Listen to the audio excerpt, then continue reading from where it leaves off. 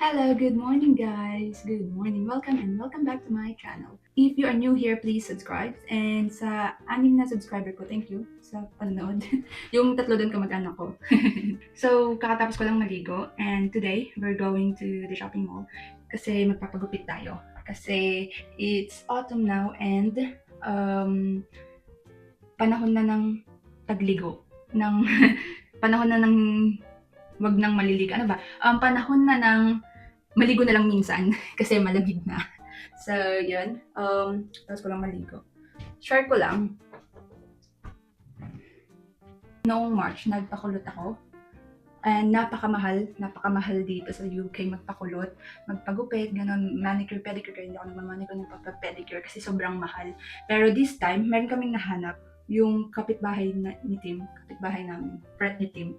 Yung friend ni Tim, nung kakataas kong magpakulot, nakita niya ako na nagpakulot, tapos sabi niya, "Oh, did you go to where it's free?" May free pala. Yung mga nag-apprentice, mga apprenticeship ang gumagawa. So, ano na sila, trained and certified na mga hairstylist. Although apprentice lang sila, ganon. Kasi may parang may minimum wage, minimum hours of working lang kaya apprentice, ganon. So, hindi ko alam na may free. Nung nagpakulot ako, it's 80 pounds.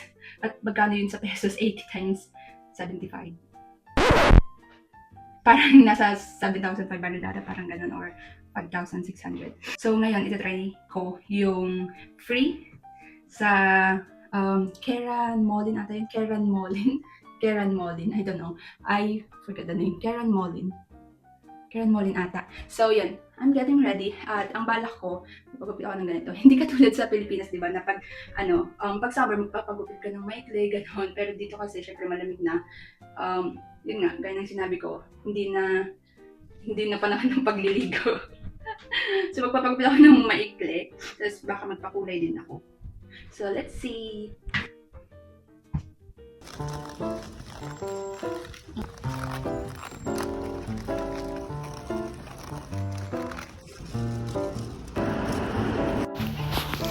So, dumaan muna kami dito sa park.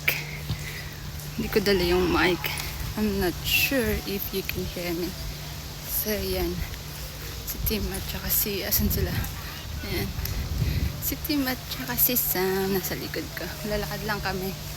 Pupunta sa shopping center? Shopping mall. Hindi kasi shopping mall ang tawag dito eh. It's shopping center. Is it shopping center, honey? What do you call mall? So in the Philippines, it's mall. Shopping center. Here, it's shopping center. You call it a mall. Mag-autumn na. Ayan. Ganda ng mga... Ang ganda ng mga dahon. Ang ganda ng mga dahon. Autumn na.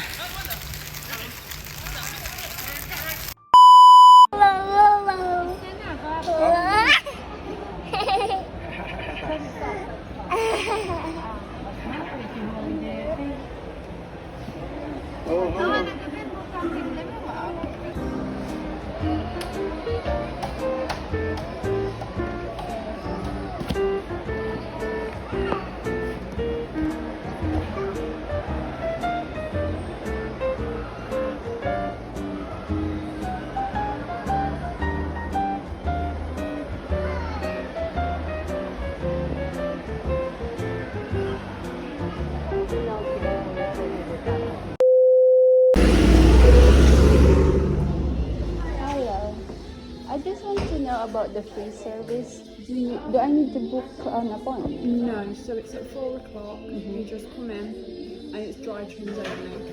Sorry? It's dry trims only. Dry We trims, don't okay. style it or blow dry or anything. Okay, thank you.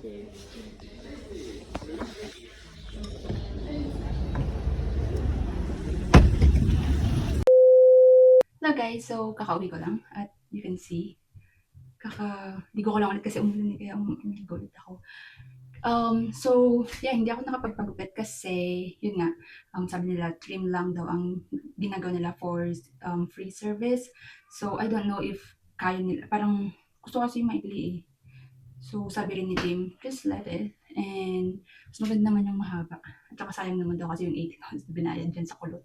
Kasi almost like 3/4 ang tatanggalin. Kung yun ang gusto ko kasing yun ang gusto kong gupit. So, yun. Tapos ko lang maligo. Kaya hindi ko alam kung papagupit ba ako kasi nasa linting.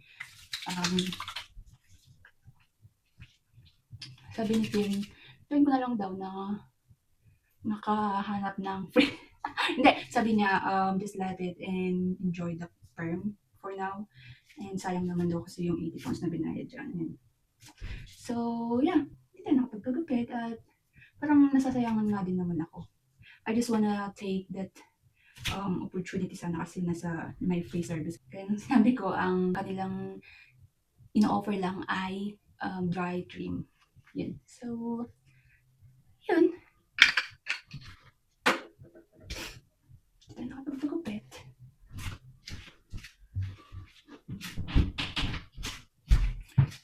So, matutulog na tayo. Yung basa ang buhok. I'll just check on some.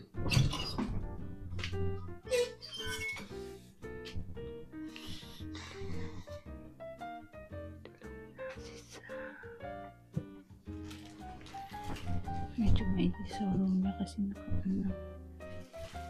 heater niya.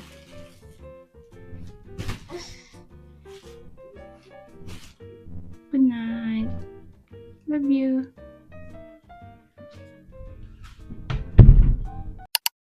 So in case you didn't know, I'm Tim and this is Lenny. We are the Monk family.